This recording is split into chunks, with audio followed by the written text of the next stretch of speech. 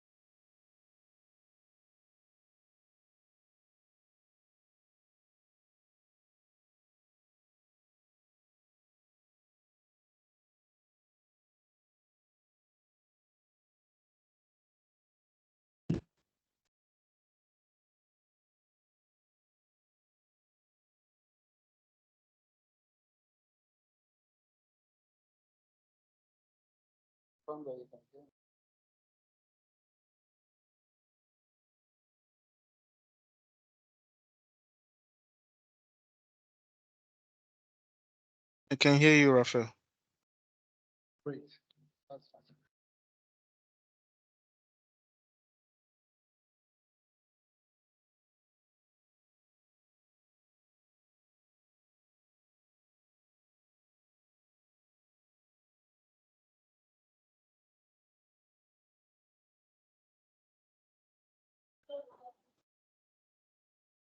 So, hi everyone. At exactly 11, we'll be starting.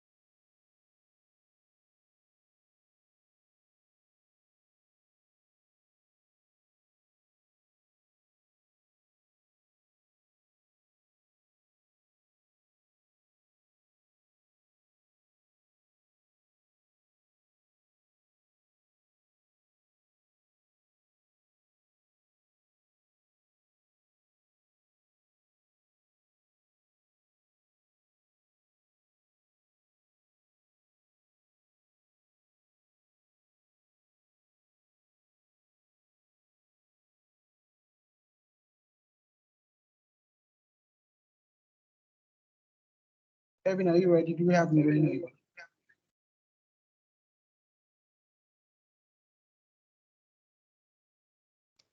I can't see Nurein on the call here, but Wilson is here. Okay.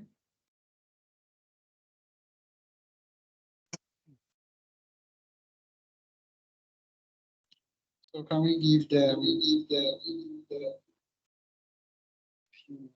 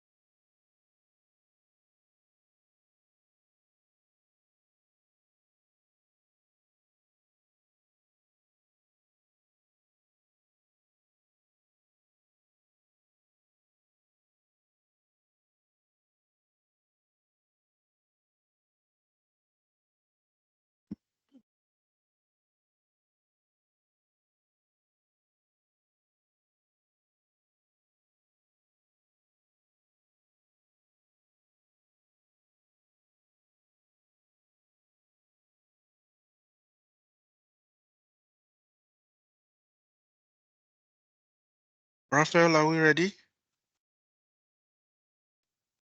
Yes, we're ready for here. Okay, everyone. The next voice you hear will be that of Kevin at exactly 11. After that, we'll do discussion. Thank you all for joining. Kevin at exactly 11.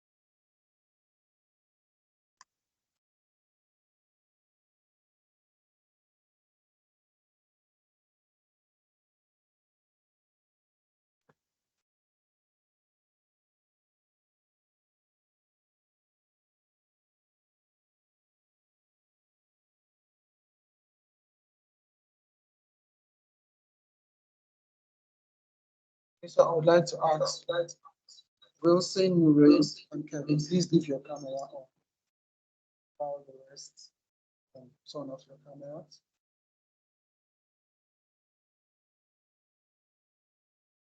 Kevin, over to you. Thank you.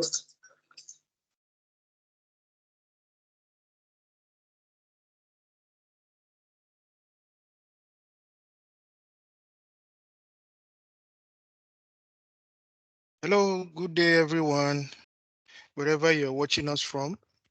My name is Kevin Alufe, and we welcome you to this maiden edition of our learning series, courtesy of the Feed the Future Nigeria Rural Resilience Activity, funded by United States Agency for International Development.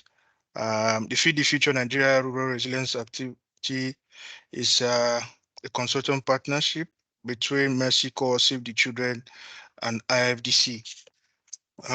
This learning series is one of the ways as an activity we share our learnings and experience on what we are doing on the activity across the 4 states of Adamawa, Borno, Yobe, and Gombe State. This series will be coming in like I said, it's a series. After now, we'll have several series depending on the intervention that we are taking. And this learning series is targeted at sharing our learnings with industry players, stakeholders, and private sector who might be interested in gaining from what we've been able to do within the Northeast. For today, we're looking at the topic precisely looking from our livestock and poultry intervention with the topic revolutionizing livestock farming, innovations in affordable animal feed for resilient rural communities. Just like the name of the activity looks like rural resilience activity, the activity has been very deliberate in ensuring that it deepens in impact in rural communities in the Northeast. We all know that the Northeast has been challenged with insurgency, climatic issues, and some other concomitant effect of this kind of issues that we're seeing in the Northeast. And one of the key interventions for the activity is the livestock and poultry productivity intervention. Just to give a little background, we all know that livestock and poultry farmers face significant challenges in accessing animal feeds, and they spend uh, big part of their investment, between 60 to 70% of their money, on animal feeds, and they do not still have access to those kind of quality feed that they need, and it also impacts on their productivity, their livelihood, and their income. Um, so data has also showed us that the lack of feed has also forced farmers out of business and caused some conflict between them and headers in the communities where we are working. You all know that you all know that livestock is, we all know that livestock is very important to, um, we all know that livestock is very important to the Northeast. Majority of the what the um, animals, ruminants were consuming coming from the livestock Northeast. So what this means is that finding better ways or innovative ways to make animal feeds affordable and improve the well-being of not only the household who are beneficiaries of this the efficient livestock feed system, and also the communities and the markets that service them too. So the rural resilience activity has been working with over more than 25,000 farmers and all in the marketplace, precisely in the Northeast, 4 Northeast states that I mentioned. And they have seen very good results from using those cost efficient and climate smart feed animal feeds. Um, I will not need to speak so much more. I just needed to give that background so that it resonates. Some participants have started looking at how it is tied to the topic we're looking at today. And I have two of my colleagues here, very, very experienced colleagues who have worked tirelessly um, in the livestock and productivity interventions. Um, I will introduce them shortly, but I would like to say that I will plead with our participants. We might not have time for questions. However, if you have any questions, you can drop them on the chat, or wherever you're listening to us, even on the LinkedIn page. You can reach out to us via those social media handles, and we have a team on ground that can also respond to those questions. So, like I said, I have two of my colleagues here. Um, we have, first of all, I'll go with Mr. Nurein Abdulafattah. He's the Deputy Chief of Party for the Feed the Future Nigeria Rural Resilience Activity. And also he has a quite substantial experience working with the on the livestock intervention. And so his wealth of experience, even though he's the Deputy Chief of Party, we still believe that he has a lot to share with everyone on this call. Yeah. Then also we have Wilson Wakawa, who is the intervention officer for the livestock and productivity intervention. Wilson is currently managing that intervention for the Feed the Future Nigeria Resilience activity.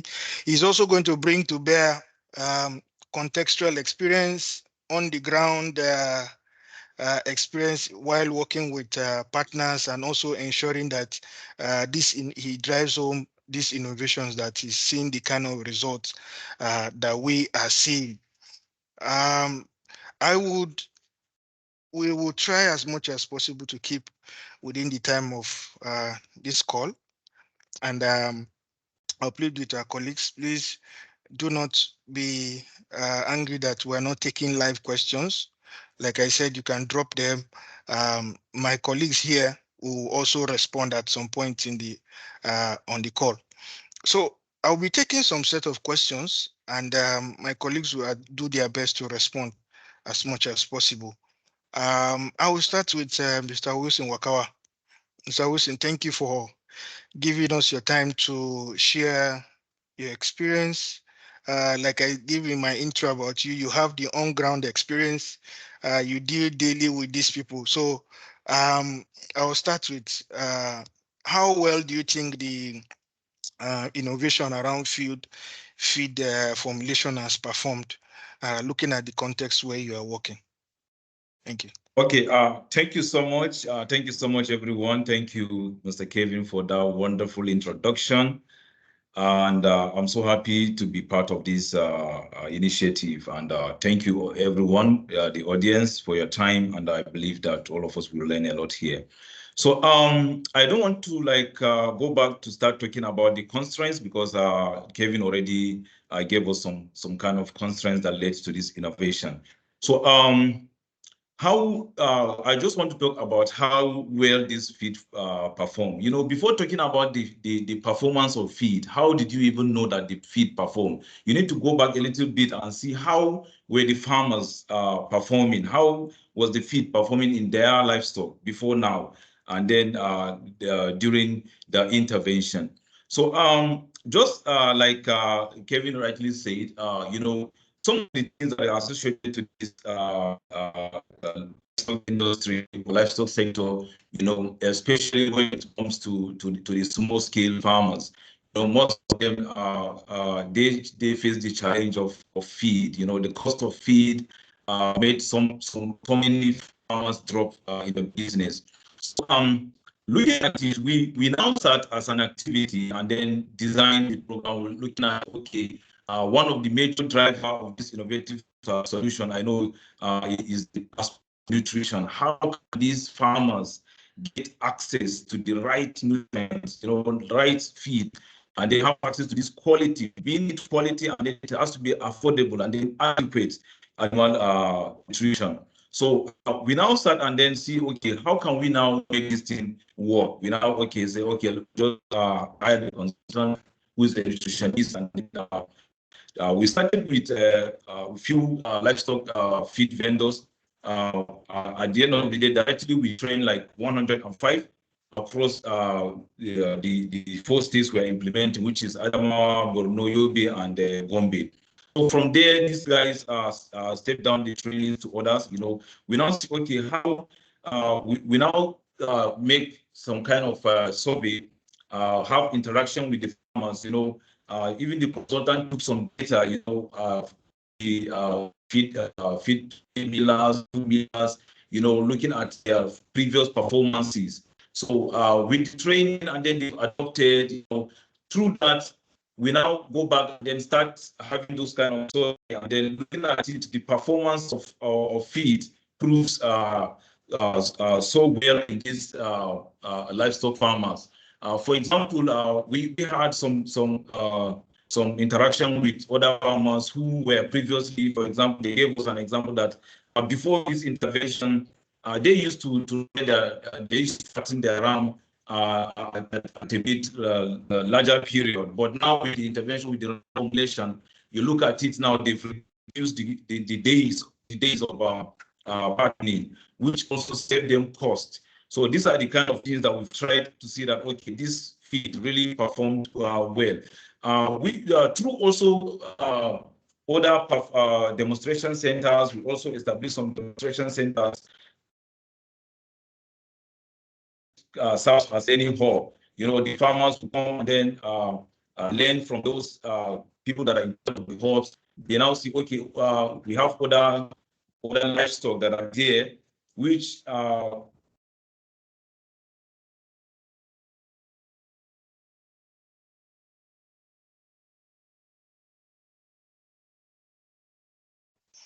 All right. which it really proves viable. If you look at even the skin of the livestock, even the kind of the skin, apart from the skin, you also look at how fat they are and the duration. All these things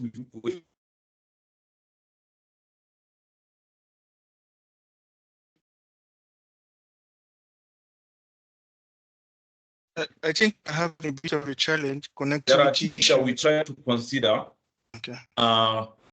Going by farmers, we now look at it. For example, the poultry farmers, those that are complaining about the cost of feeding, we now see, okay, using the formulated feed, there are lots of examples which we have gotten even among the states using some kind of alternative protein in feeding. For example, the likes of the black soldier fly. The liver is also important as a rich of protein. The farmers, we now go to them and see, okay, previously, for example, the other concentrate feed, how much are they selling? Some of them will be giving you the difference when they formulated using this black soldier fly. And at the end of the day, if you look at it critically, the difference, the kind of difference, it is more than like 4,000 to 6,000 difference. So this is something that is really proving viable to the industry. Thank you. Thank you. That has been quite a lot of process. Just like you started initially, you started looking at understanding where the constraints were, which is also very, very important for everyone to know, looking at the constraints and also the approach you are using to tackle that particular constraint and the innovation you also brought in. I might come back if there is need for also to follow up on some of the things you said, but I'll quickly move up to get some perspectives from Mr. Nurein Abdulafattah. Wilson has said a lot about from the constraint and to looking at the innovative technologies that were brought on board. So to bridge the gap in the relates to feed. And from what he has said, it has proven that this is successful. For me, if for you as an activity, you think this has been proven successful, can they be scaled up? That's one. To reach more farmers? And what do you think will be the costs that are associated with the scaling up of this kind of innovative technology that you have also introduced? Thank you.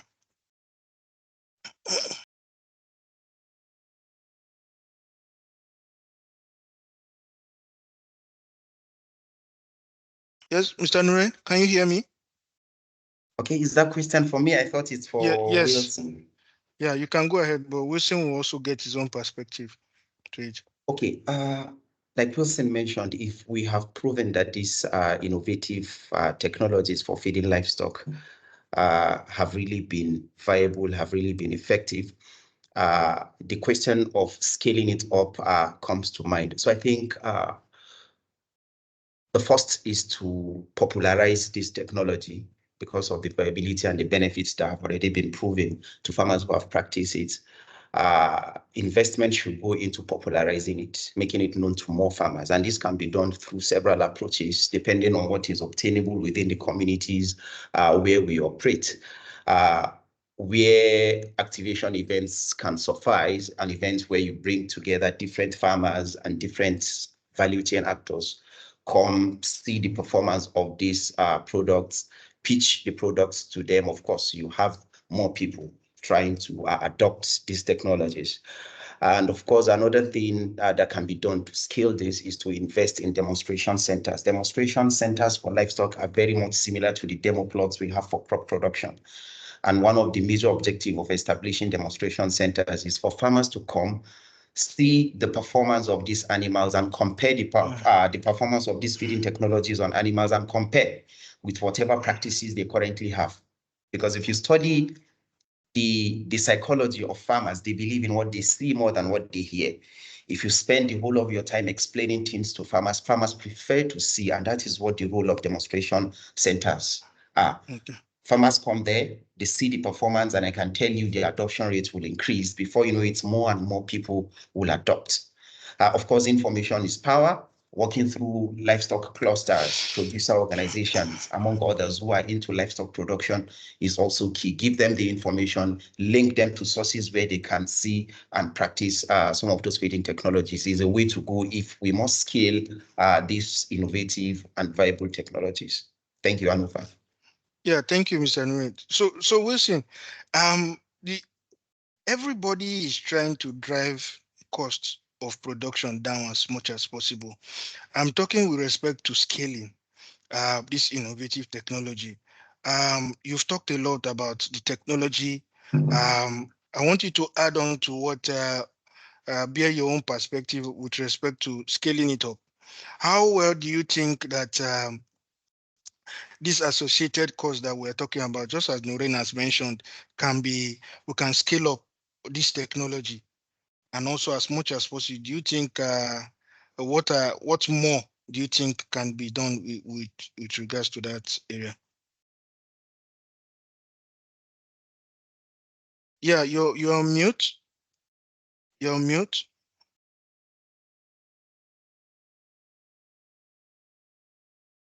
Yeah, okay. So Okay. thank you so much for this wonderful question again.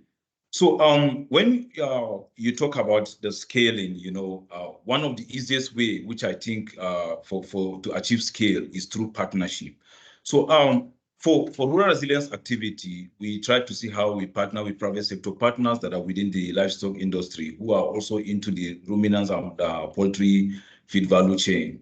If you look at it now, the associated cost, we need to look at, okay, how about the cost associated to like maybe popularizing this innovation. Just like Nurein says that these are the things that we need to look at. But when it comes to associated costs, you look at it, how can you popularize these things?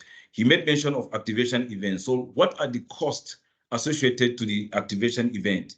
How about trying to like develop IEC materials? These are the kind of things that we need to look at the cost associated to that. Then apart from all those, apart from the IEC materials, we need to look at it. Okay, what of other things beyond that? Beyond those things now, you look at, okay, in terms of trying to set it up, we need to look at, okay, if you are trying to set up cost, for example, it varies across all kind of feeding technology you want to promote. For example, what is associated to hydroponic fodder is a bit different from what is associated to BSF technology. Because if you look at it, the BSF technology, you need to like have some kind of insectarium, if you really want to go into commercial at a commercial level. If you look at the hydroponics, how about constructing the hydroponic stand? All these things you need to consider the kind of cost associated to that, because you make these things once those things are available, it also helps you in trying to popularize this innovation. Because once you've not developed this kind of things, at the end of the day, somebody might be asking you questions and there is no evidence to prove that, okay, this thing really exists or this is how you do it. But when you develop this kind of structures, this kind of demonstration centers, learning hubs, people will be coming in as sometimes even as you make it as a place that you want to like be selling those products. People are coming and they're learning from it. It goes at a wider range. Instead of just making it, for example, maybe I'm selling this kind of feed, maybe feed block, or maybe the in form of mash,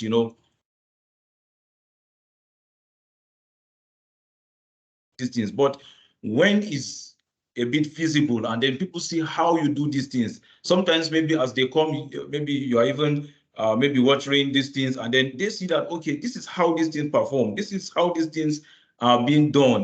They learn a lot from it. So I try to see that, okay, the cost varies across different innovative approach. Thank you.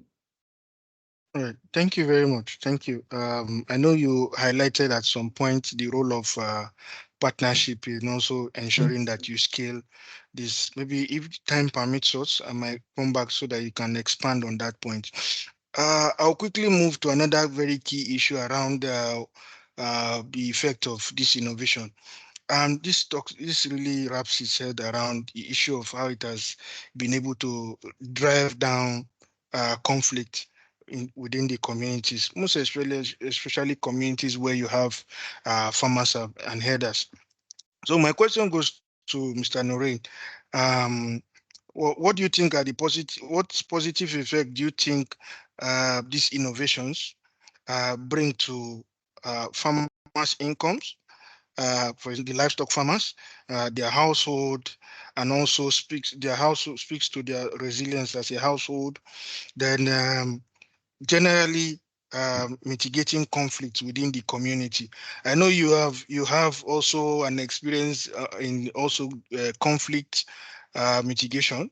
You have been a conflict advisor, so this question sits very well with somebody like you. Thank you. Thank you so much, Kevin. Let me start with a background. When we started implementing the livestock sector on the rural resilience activity, we framed a vision. And our vision is aimed at seeing three well-being outcomes for our households, particularly for households participating in the livestock sector. One, we wanted seeing increased income that is sustained, a sustained increased income, not just an increase in income that is short-lived. And then second, wanted seeing improved nutrition for households participating in the livestock sector. And thirdly, we wanted seeing a peaceful resolution of conflicts for livestock producers, because we do know that livestock production is associated with conflicts, as data have shown and what we know currently in country. So let me start with the first, and in answering your questions about positive effects of these innovations. First, on income, on increase in income. So what we know is that about 70% of the cost of livestock production goes into feed. So if 70% of the cost of producing livestock, any form of livestock, the average is 70%, then it's logical that if you are to bring in an innovation that cuts the cost of feeds, you automatically be increasing the profit margin and the income of livestock farmers. So our aim there at the point of intervention is, what are innovative ideas that will drive down the cost of feeds? Because if the cost of feeds goes down, income increases. And we introduced all of these innovations. For example, BSF technology as an alternative source of protein in fish and poultry have been confirmed based on data we've collected to reduce cost of feed by up to 40%. So that 40% goes, of course, into income. For fodder production using feeding hydroponics fodder production for feeding poultry, birds, and fish have been confirmed to reduce cost of feeding by up to 50%. We have certain innovations like urea treatment of crop residue have been confirmed to reduce cost of feeding by up to 80%. So we were able to explore different, our focus then was efficiency in the utilization, optimal utilization of feeds products, and even other products that are available within the communities where our livestock farmers operate that are usually not utilized by livestock farmers. Sometimes you find them on the field and even livestock don't feed on them because they could be toxic in that raw form. But because of the capacity building, they are now processing. By processing, you are removing all of the toxins and is added to livestock feeds. And these are significantly reduced cost of feeding. So these were some of the things we did to increase the income of livestock. And secondly, the innovations help reduce the period of keeping this livestock. For fattening, for example, livestock farmers who keep cattle for fattening for 90 to 120 days, when exposed to some of these innovative feeding technologies, have reduced the period to 60 to 70 days. So that reduction in number of days, of course, labor cost of shelter, and some other things have been reduced, and automatically this increases the income of livestock. And it's because they are now well fed with good feeds that are nutritious, the animals become more healthier, and because they are healthier, they command better premium prices compared to other animals that are not well. So these are the strategies we employed in the livestock innovation that have helped to increase the income of livestock farmers. And on nutrition, of course, through messaging, the livestock farmers don't only, because of these innovations, they get more, there's increase in income, there is more in the number of animals they keep, among other supports we give to the livestock farmers. And they convert some of their flocks, part of for poultry farmers, they convert it into meal, which of course contributes to household income.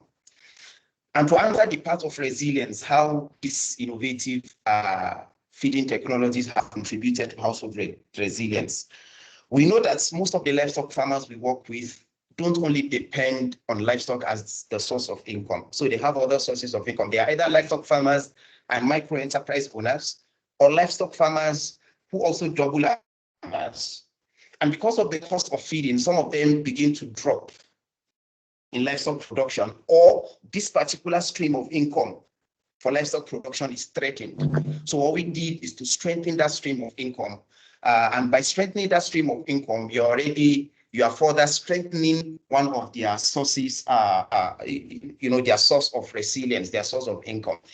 Another thing is, of course, livestock production.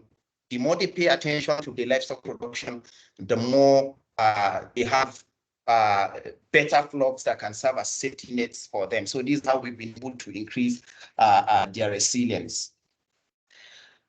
Another thing that helped when we introduced this livestock innovation is that farmers and actors within the livestock feed industry begin to work together, because these are new innovations. They need to come together in clusters. They need to form networks to cross-learn until everyone, those who are still battling with some processes in implementing and adopting some of these feeding technologies, depend on those who are doing better than them. So this networking strengthen business relationship among them. For those of them who are feed vendors, they are able to refer customers among themselves.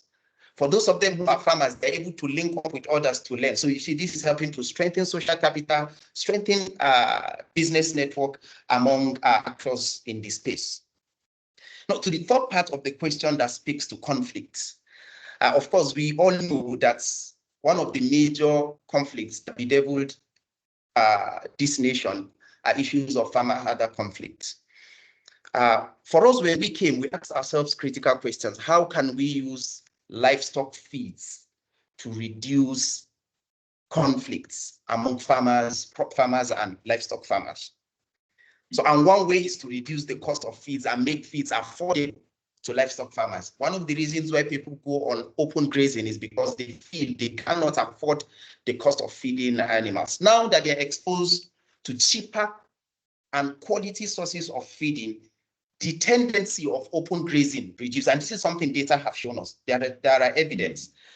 You find a farmer, for example, who grazes every day, 30 days in a month, who goes on open grazing, sends his children, sends his younger ones to go and graze animals in the open. Now he's exposed to sources of feeds that are cheaper and of better quality.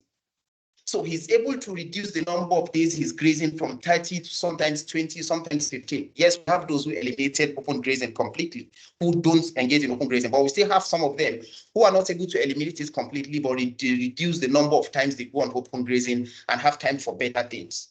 Because they have cheaper sources. In fact, some of the sources of feeds that the activity exposed them to, they require no money to get them because they are free on the field. The only cost that goes into it is the cost of processing them. Maybe cost of processing and cost of labor, which they can take care themselves as farmers. So that reduced the number of times they go on open grazing. So if a farmer who engages in open grazing 30 times in a month now reduces it to 20 times, 15 times in a month, that means you've been able to, for every open grazing, there's tendency for conflict. So if you're able to reduce tendency for conflict 30 times in a month to 20 times in a month, or 15 or less in a month, then livestock feeds have played a good role in reducing conflict. So that's how we measure the impact of the livestock innovation and alternative sources of feeding we expose farmers to. That's how we measure the role in reducing conflict. I don't know if I've overspoken. Thank you. Thank you. Thank you very much. I know why I allowed you to speak, because your landing on your last point has been a major issue in the country. Looking at across major areas in the north where we're having issues with farmer header clashes, I think this sends a very strong message in terms of technologies that need to be scaled up, not only within the northeast and across the country. You mentioned one very salient point that talks about the reduction in open grazing. If a farmer, like you give an instance, is going to 30 days, with this kind of innovation to reduce it to more than half, as much as possible, the open grazing time, and also the cost efficiency side to it. So I would like to get Wilson's thoughts. You have given very detailed insight. Wilson is an on-the-ground person with these actors that we're talking about. So Wilson, I don't know if you can bear your thoughts concerning some of the positive effects of this innovation. Probably you have some perspective to bring into the discourse. Yes, Wilson. Okay, thank you. Yeah, thank you so much. Nurein have spoken well about that, so I don't want to speak more about it. So just a little bit. Looking at it, we try to see that, okay, apart from the feed vendors and the livestock farmers, how about those that are offering the animal health services to them? We now see, okay, if we can reach out to them, these guys can also make this innovation be a positive one, because these guys interact with the farmers daily. So, and there is that kind of trust, for example, the community animal health workers, the veterinarians, the paravets also. So looking at it, when these guys were also trained on this kind of innovation, and they visit them for extension, offering extension services. So at the end of the day, you look at it, okay, Nurein talk about the aspect of the income. So how about these community animal health workers? Now they've have multiple streams of income. Apart from offering the health services, they now have, during the interaction with the farmers, they now introduce this kind of innovation to them. How far with this? Now explain to them, and these farmers, because of trust, they now venture into it. And if you look at it, the farmers are giving us lots of feedback that there is lots of income in that. And if you look at it, for example, the hydroponics, and then maybe be the napier grass, for those people that are into milk production. If you look at it, they now tell us that, okay, some of them that we've had interaction with them, before this innovation, they used to harvest like 2 liters, sometimes 1 point something liters a day per cow. So, but with this innovation, it surprises us even when we met them, and then we had that kind of conversation. We even went there with our communication team. We recorded some of the documentaries. Some of them now start harvesting up to 6 to 9 liters. Imagine from 2 liters, now you're harvesting 6 liters. That's another income, because, for example, you are selling this milk a liter at, let's say, 400 naira, and you used to harvest only 1.5 or 2 liters. Now you're harvesting up to 6 to 9 liters per cow, which is a little bit more income. And through that innovation now, it makes them to have that synergy between them, and then have that kind of linkage and collaboration. Most of them now, they're telling us that before they used to have this milk going to the market themselves, come back. At the end of the day, sometimes they might not even sell all the milk. But because of this interaction with these health workers, they have now some agents that are aggregating this milk. And if you look at it, the reason why I'm giving this example, because it really impressed me. Some of them told us that because of this now, the agents now come to the house, they cannot even meet up with the demand. So look at the positive aspect now. Look at how the income increases for them. They now produce more milk, and even at that, they cannot even meet up with the demand, which is every day they have like a record of daily sales. And apart from that now, these guys now have more of their time to venture into another business. Some of them told us they even go back to school, especially the women. This is a very interesting story around it. looking at the aspect of the building their resilience, this is part of resilience also, because this helps them to overcome some shocks and stresses. So if you look at the aspect of the conflict, Nurein already talked about it. You know, these guys now, those that are into this Napier plantation, you know, they have their own pasture. They already have their own pasture. Some of them, like I said, the hydroponics, some of them formulate their own feed. You know, this really discouraged them from migrating. Some of the herders that we had conversation with them, especially around Adamawa, that told us that they used to go to other, even neighboring countries. Now, because of this, now through some of our partners, like I tried to explain, you know, if you want to scale, easier is through partnership. Because if you look at it now, the partners now reach more farmers, and through that innovation now, most of the herders told us that they no longer migrate. If you look at it, just like Nurein explained, when you calculate the time at which a duration at which they graze outside, there is high tendency of them having clashes with the farmers because of the migration. But now with the reduced migration, honestly, the conflict has drastically reduced. Thank you. Yeah, thank you. Those are very, very interesting and impressive outcomes. I know why I had to put this question to you, because I know, like I said, you are an on-the-ground person and you have contacts with these actors within this space. I might come back and follow up on some of the things, very salient points you mentioned, but I would quickly need to pose this question to Nurein. And I know, Nurein, at the highest level, you have also had cause to have an overview while working with other development actors. So my question to you is, what do you think the role of development facilitators, taking into cognizance the role that Mexico and the consultant partners have played within this space? What role do you think they can play in this regard with respect to the livestock intervention that revolves around innovative ways of feed formulation? Thank you so much, Kevin. Talking about the role of development facilitator, as their name implies, they are facilitators. They should not be active players in facilitating development. They should not be active players within the system they want to change, because development facilitators have a vision. There is a problem, and that is why you want to bring development. So there must be a shift from previous practices to a new practice. And your role is to facilitate the process, which means if you are facilitating the process, you should not be a player. Because if you are a player and your facilitation and your time for implementation is, of course, all development facilitators, their time for implementation, project implementation, have boundaries. 5 years, 2 years, 3 years, 10 years, irrespective. You will not continuously be in the system. And if you want to influence the system, influence it in a way that the system does not depend on you to operate. I think that is the major principle. The system should not be tied to you to survive.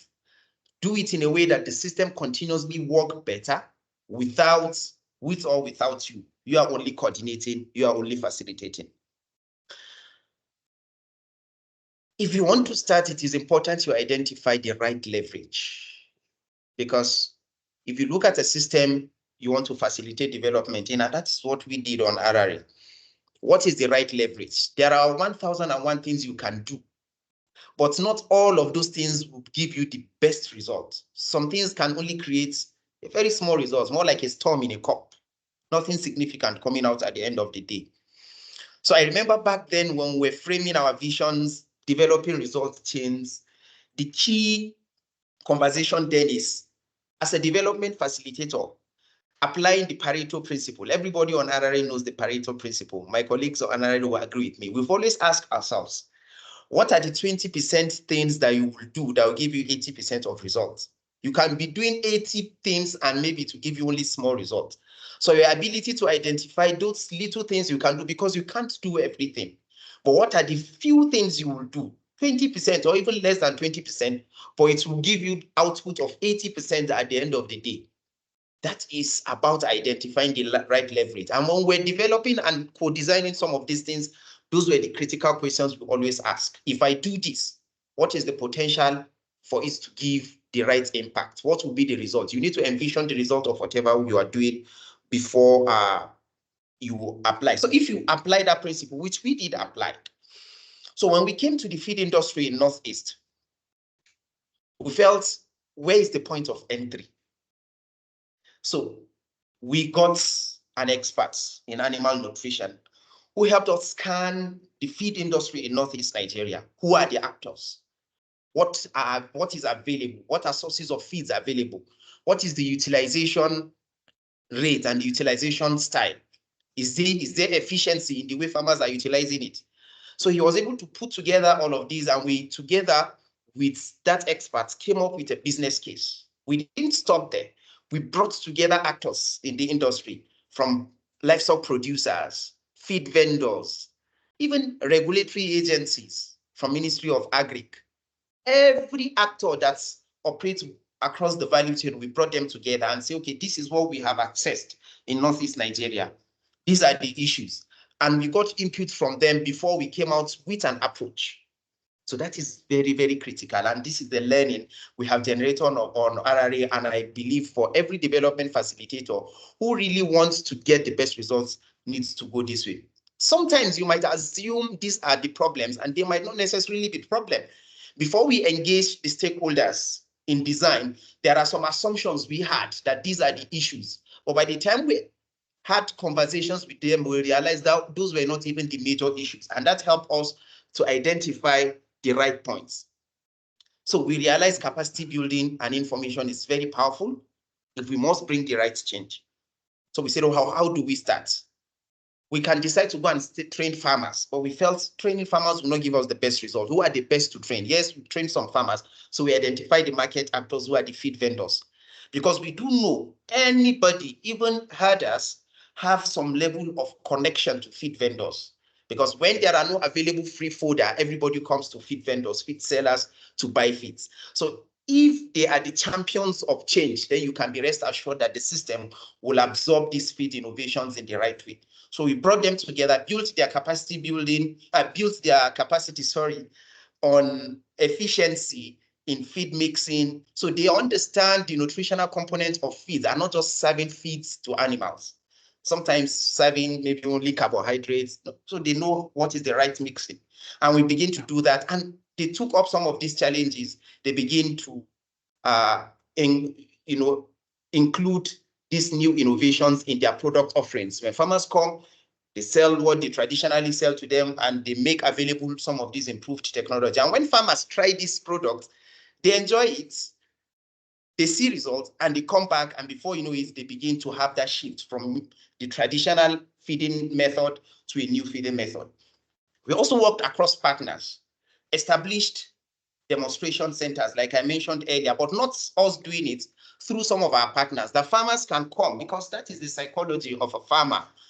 He believes in what he sees.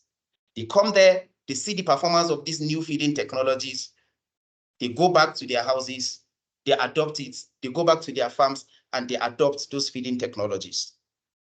Now, another thing we're very careful of, not to be major players, but rather facilitators, is as much as possible, we ask ourselves critical questions. What should we do and what should we not do?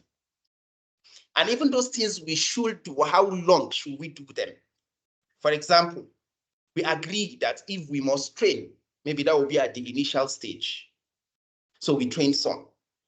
Or we gave ourselves a time that from this time we'll stop training.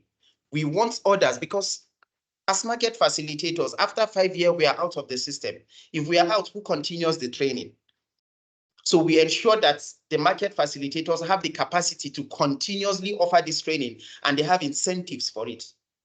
So the question of incentives and capacity was very critical for us. What is the capacity to train? What is the incentive for training? And we have many private sector partners. I can tell you from our year 4, we are currently in our year 5. Towards the mid of our year 4 till date, we have not directly trained any farmer or any vendor. We have partners who are market actors who are doing these trainings themselves. So that tomorrow when we are no longer there, we have somebody to continue the training, we have somebody to continue to maintain. And these partners are happily establishing demo plots. Why? Because it's a place for them to promote their own products, promote their product. Apart from farmers learning, they are promoting their product. So it's increasing their sales, it's increasing their customer base, because out of every 20 people that come to a demonstration center, you can be sure that at least 5 will be turned into customers. If they are convinced, they will become customers, and this customer base is increasing. So there is incentive to establish a demonstration center. There is incentive for him to training, especially on how to use some of those feeding technologies, because not every farmer have all of the time and energy to produce these feeds themselves. They will always come back to the market actor to get this done. And that was how we're able to answer the questions of sustainability. Thank you. From Thank you, onset, Nurein. from design, we're asking ourselves, what do we do that effortlessly, whatever system we are able to support will be sustainable? And we ask ourselves these questions of, if we are no longer there, the people who are benefiting from the initiatives we have introduced, will they continue to benefit? And those, the second question is, if we are no longer there, those that never benefited when we're around, will they continue to access, will they be able to access benefits? Which comes to systems. Because if we are able to strengthen a system that continuously deliver benefits to livestock farmers, then even if we are, whether we are there, whether we are not there, people will continue to access benefits. And the way to do this is to ensure we are not players, or rather we are facilitators. All of what is happening currently, RRA is doing nothing directly, but rather we are only looking from behind and identifying what are the gaps in the system. If there are gaps, we try to see how can we help support the private sector partners to fill in the gap, not we filling it ourselves. And that is the role of facilitation. Then another critical question that have always been a very big question for us on rural resilience activity is the issue of scale. So yes, we have been able to establish something sustainable through the approaches I have highlighted, because we are trying to share learnings. On scalability, every day we always ask ourselves, if our initiative currently have reached 1,000 farmers, how can we add 1 0 to make them 10,000? Add another 0 to make them 100,000, add another 0 to make them 1 million. So we always, we always ask that question of scale. And I believe some of it have been answered earlier by Wilson and by some of the answers I provided earlier. So for us, as much as possible, because if you don't have many people adopting this technology, if you have very few market actors, there's a threat. A lot of factors can be against them. Environmental factors, market factors, economic factors can be against them. And if care is not taken, they drop some of these technologies. But if you have more, the more and more people you have doing this, the better the system, the more stronger the system. So, and that is what is driving whatever we do on rural resilience activity. And lastly, we have a lot on adaptive management. Thank you. RRA, Thank you, even Nurein. if you are 99% close to completing something, you can always drop it if you feel it's not giving you the result. So we don't care any points we go to. Sometimes we'll have executed certain initiatives almost to an end. When we realize it's not giving us the right result, we are always very ready to adapt, to turn back and change. And that is one thing that have helped us, instead of saying this is what I have designed and I have to follow it hook, line, and sinker till the end. Thank you. Thank you. Thank you very much, Nurein. Like I said, if I should give you the entire floor, you can take us for another 1 hour. So I just, in 1.5 minutes, this question is for you and Wilson. You've highlighted a lot around partnerships, which will drive the kind of scale with the kind of innovations you've done. So I want you to tell me specifically, what are the potentials within what you've talked about, using partnership to drive whatever innovation or intervention you are trying to do. You've mentioned you're working with the private sector. So just in 1 minute, can you tell our audience, the importance of partnership in driving development initiatives, taking into account what you've done within the Northeast, and also what are the huge potentials. Just in 1.5 minutes, starting from you, Mr. Nurein, then we'll go to Wilson very quickly. Thank you. Yeah, so step out of what I've mentioned earlier. Partnerships are very critical. Identifying the right partners is a major determinant to success. Not all partners will give you the best results. Identify the partners with the right capacity, the partners with the right incentive. If they have the right capacity and they have the right incentive, you can be sure that whatever initiative you want to push will succeed. If they lack the capacity, but they have the incentive, you try to build the capacity. If they lack the incentive, you try to create incentive for them. But if these two are intact and strong, you can be rest assured that your initiative will be successful, it will be sustained, and you can always scale them at the end of the day. Thank you. Yeah, Wilson, your perspective on this. Yeah, so thank you so much, Nurein. Nurein has spoken lots about it. So what I want to add, in terms of partnership, sometimes you try to make it a little bit informal. When you become too formal in partnership, there are lots of things that you will not even achieve. So I'm also giving an example.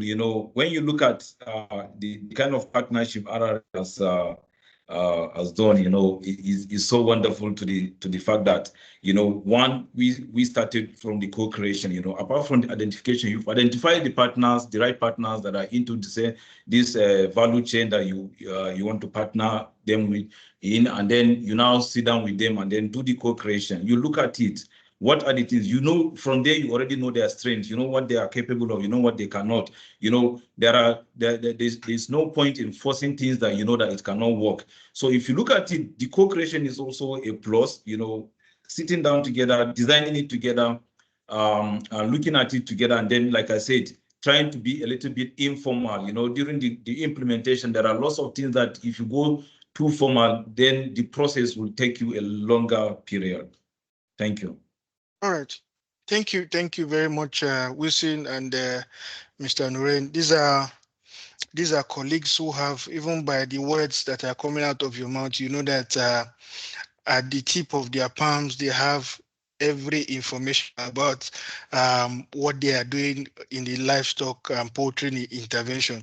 Like we said, they on the rural resilience activity, they are working with over 25,000 livestock farmers.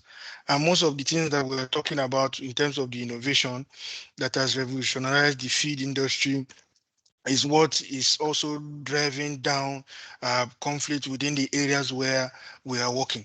So this kind of platform and event is what we use as the Feed the Future Nigeria Rural Resilience Activity to share our learnings with industry players, stakeholders, and people who care to listen to us, who want to venture into the livestock industry, not precisely in the Northeast. We are using the Northeast as a test case. Like if you hear from what Nurein and Wilson has said, these are things that can also be replicated in other regions of wherever you are working. Private sector can also take advantage of the opportunities and also use the innovation to drive their business performance, and there's huge potential. I can say that there's huge potential in the livestock subsector, looking at the context of the Northeast where we're working. So this is a very good way to wrap up this session. Once again, I want to thank Mr. Nurein Abdulafattah, who is the Deputy Chief of Party for the Feed the Future Nigeria Rural Resilience Activity. Thank you for your time and also giving us your your on the ground experience also, and giving us the one also that are more high level that has to do with partnerships. Also Wilson, who is a ground person and deals daily with the actors that he has also mentioned. We really appreciate your your perspectives and your thoughts, sharing these lessons with us.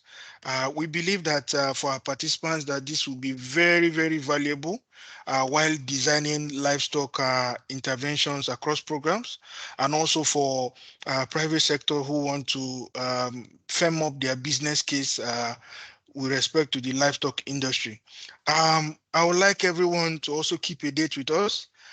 We have more lessons and experience to share in this our learning series. Like I said in my intro, this is the maiden edition, and we believe that once we come up with more learnings and experience to share for the industry and people within the development sector, we'll have such platform to disseminate short.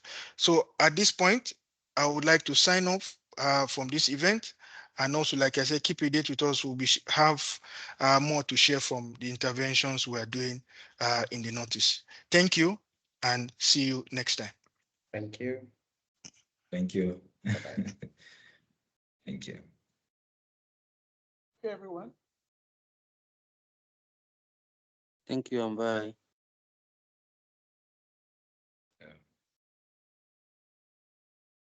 You will never walk alone. Yeah.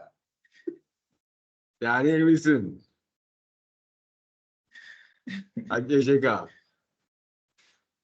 Thank you. Thank you.